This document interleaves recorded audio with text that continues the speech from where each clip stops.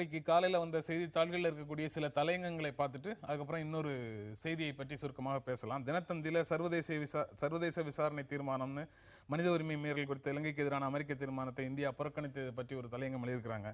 மனித உரிமை மீறல் பற்றிய விசாரணைகளுக்கு இலங்கை ஒத்துழைக்கலைன்னா மேற்கத்திய நாடுகள் வந்து இலங்கை மீது பொருளாதார தடை விதிக்கிறதுக்கான வாய்ப்பு இருக்கு அப்படின்னு சொல்லி தினத்தந்தி சொல்லுது. இந்தியன் எக்ஸ்பிரஸ்லையும் இதே பிரச்சனையை பற்றி தான் எழுதியிருக்கிறாங்க. சீனாவோட இலங்கை ஒட்டி கொள்ளும் அப்படிங்கிறது ஒரு காரணம். தமிழகத்தில் காங்கிரஸுக்கு திராவிட கட்சிகளோட கூட்டணி இல்லைங்கிறது ஒரு காரணம்.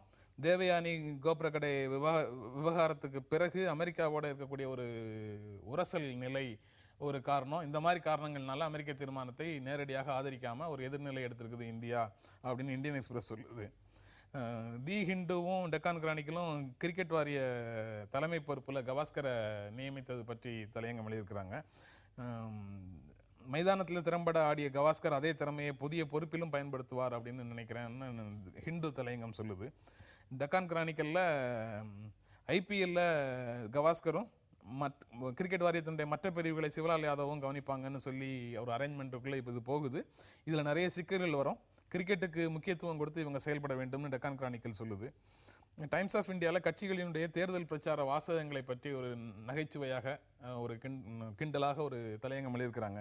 ஹரஹர நமோ அப்படின்னும் என்றும் இதயங்களில் இருக்கிறார் அப்படின்னும் வீட்டில் இருக்கிறாரு காசியில் இருக்கிறாருன்னும் மோடியை கிட்டத்தட்ட கடவுள் நிலைக்கு உயர்த்தி பிரச்சாரம் பண்ணுறாங்க.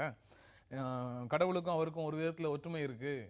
எங்கும் நிறைந்திருப்பவர் கடவுளுங்கிற மாதிரியே இவரும் வந்து வீடியோ கான்ஃபரன்சிங் மூலமாக எங்கேயோ ஒரு இடத்துல இருந்துட்டு இந்தியா முழுக்க காட்சி அளிக்கிறாரு அப்படின்னு சொல்லி நகைச்சுவையாக ஒரு தலையங்கம் எழுதியிருக்கிறாங்க.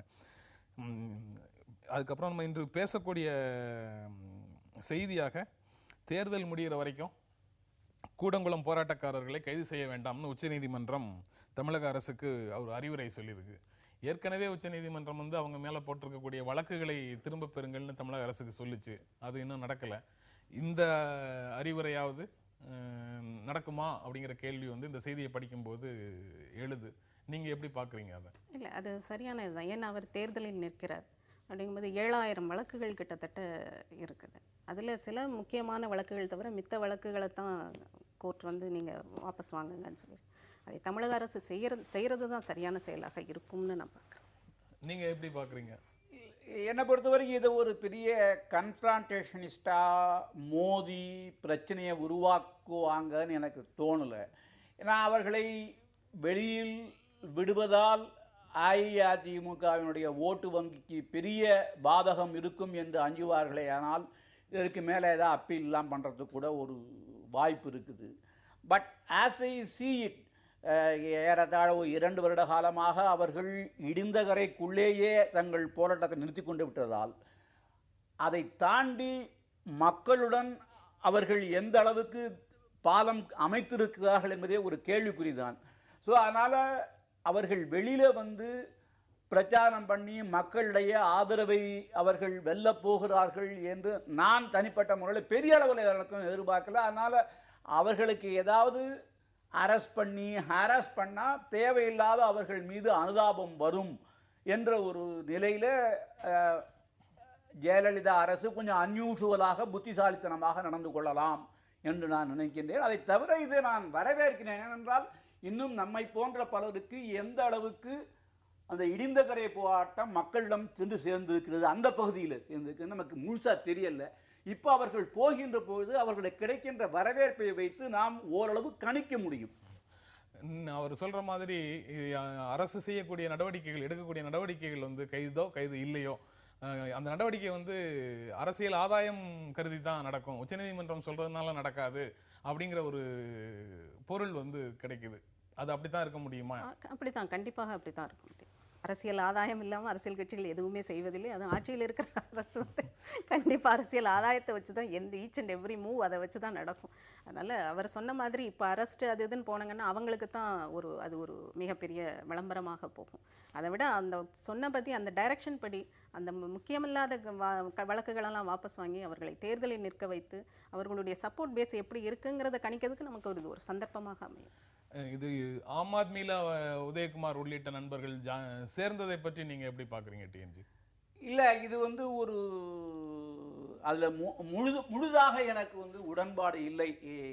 காரணம் என்னவென்றால் உதயகுமார் அவர்கள் இந்த அணு உலைக்கு எதிரான போராட்டத்தை துவங்கி கொஞ்ச காலத்திலேயே அவர் வந்து எல்லாரும் அவருக்கு ஆதரவு தெரிவித்த அந்த நேரத்திலேயே அவர் வந்து முற்றுமுழுதாக தமிழ் தேசியவாதியாக காட்டிக் கொண்டிருக்கிறார்.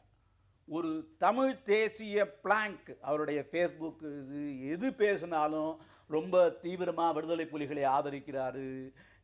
இப்போ முல்லை பெரியார் இஷ்யூவில் அப்படி தான் அவங்க பேசுனாங்க. முற்றுமுழுதாக மற்றவர்களைப் போல சந்தர்ப்பவாதிகளாக இல்லாமல் நாங்கள் தூய்மையாக, நேர்மையாக, ஆத்மசுத்தியாக நாங்கள் தமிழ் தேசியர்கள் என்பதை அவர் நிரூபிக்க விரும்புகிறார். அதுதான் அவங்களுடைய பிளாங்காகவே, அவங்க பர்சனாலிட்டியாகவே இருந்திருக்குது. அதுக்கும் ஆம் ஆத்மிக்கும் நிறையா பிரச்சனை நிறையா இருக்குது. அது வந்து அடிப்படையில் மிகப்பெரிய கிளாஷ்லாம் பின்னால் வரக்கூடிய வாய்ப்பு இருக்குது. ஆம் ஆத்மிக்காரன் வந்து கேஜ்ரிவால் கொண்டு ஹிந்தியில் தான் பேசுவேன்னு அடம் பிடிக்கிறாரு. அவருக்கு எப்படி தமிழ் தெரியும்? நீங்கள் எப்படி எதிர்பார்க்குறீங்க? இல்லை ஐம் சாரி, ஆம் ஆத்மியில் கேஜ்ரிவால் இங்கிலீஷில் பேசலாம். ஆனால் பார்த்தீங்கன்னா டிவி இன்டர்வியூ எல்லோருமே ஆங்கிலம் தெரிந்தவர்கள் அனைவருமே வேண்டுமென்றே ஹிந்தியில் தான் பேசுகிறாங்க. ஸோ அடிப்படையில் ஹிந்தி ஓட் பேங்க்குக்கு அவங்க கேட்டர் பண்ணுறாங்க, அப்பீல் பண்ணுறாங்க. அவர்களுக்கும் முற்றுமுழுதாக தமிழன் என்றோ தனியினம் உண்டு, அதற்கென்றோ ஒரு குணம் உண்டுன்னு சொல்லிட்டு பேசிக்கிட்டு இருக்கிற இந்த மாதிரியான ஒரு இதுக்கும் இடையில பெரிய அளவில் கெமிஸ்ட்ரி இருக்கிறதுக்கான வாய்ப்பு இல்லை. ஆனால் அடிமட்ட மக்களுக்காக பேசுகிறார்கள். இவர்கள் எந்த விதத்திலும் ஒழுக்கக்கேடானவர்கள் அல்ல. ஸோ மக்கள் மத்தியில் அந்த அப்பீல் இருக்கலாம், இவங்க நேர்மையானவர்கள் அப்படிங்கிறதுக்காக சேர்ந்துருக்கிறாங்க. அதை தாண்டி வந்து இவர்களுக்குள்ள காமன் பாயிண்ட் நிறைய சிக்கல் வரும். இன்னும் அவங்களால வந்து ஃபிஷர்மேன் இஷ்யூவில் ஒன்றும் பேச முடியலையே. இல்லை வந்து they didn't say anything about that UNHRC resolution, எதை பற்றியுமே பேசலையே. they don't have a stand as a party. Aam Aadmi doesn't want to take any firm stand on these issues that matter to Udhayakumar. பாலம் வரும்போது அதை கடந்து போவோம்ங்கிறது தான் அவங்களுடைய நிலை. we will cross the bridge when it comesங்கிறது தான் ஆம் ஆத்மியினுடைய நிலை. பல பிரச்சனைகள்ல அவங்க இன்னும் அதை கொள்கை அறிவிப்பாக எதையும் வெளியிடல அப்படிங்கிறத நீங்க சொல்றீங்க. ஆனா உதயகுமாருக்கு எல்லா விதத்திலயும் ஒரு கொள்கை நிலை இருக்கு. அதனால அது வந்து அது பிரச்சனை வரும் அப்படின்னு சொல்றீங்க. இதை பற்றி நீங்க ஒன்றும் சொல்ல விரும்பலன்னு இருக்குது. ஆம் ஆத்மியில் அவர் சேர்ந்ததுக்கு ஒரே காரணம் தான், அட்மிரல் ராம்தாஸ் இருக்கிறாரு. அவருடைய மகளுடைய ஹஸ்பண்ட் தான் வந்து பாகிஸ்தானி. அவர் வந்து இந்த இந்தியாவுடைய நியூக்ளியர் பிளான் எதை மாதிரி இருக்கணும், அது வந்து ரஷ்யா அண்டு சைனாவோட சப்போர்ட் இல்லாமல் யுஎஸ்க்கு இணக்கமான ஒரு இதாக இருக்கணுங்கிறது தான் அவருடைய அந்த இன்ஸ்டியூட்டோட, பெர்க்லி இன்ஸ்டியூட்டோட ஒரு அமைப்பு ரீதியாக அவர் செயல்பட்டு கொண்டிருக்கிறார் இந்த ஏஷியா ரீஜனில். அப்போ இந்த மாதிரியான பின்புலன்கள் மூலம் பார்க்கும்போது இவருக்கு ஆன்டி நியூக்ளியர் ஸ்டாண்டில் வந்து ராம்தாஸ் வந்து ரொம்ப இதாக இருக்கார். இவருடைய அட்வைசரே அவர் தான். அந்த வகையில் தனக்கான ஒரு பொலிட்டிக்கல் பிளாட்ஃபார்மாக ஆப் கட்சியை அவர் உதயகுமார் யூஸ் பண்ணுறார். ஆனால் நேர்மை நியாயம் இந்த இதுக்கெல்லாம் வரும்போது நான் கம்ப்ளீட்லி நம்ம தொடர்ந்து பேசலாம் ஒரு இடைவேளைக்கு பிறகு. Takal,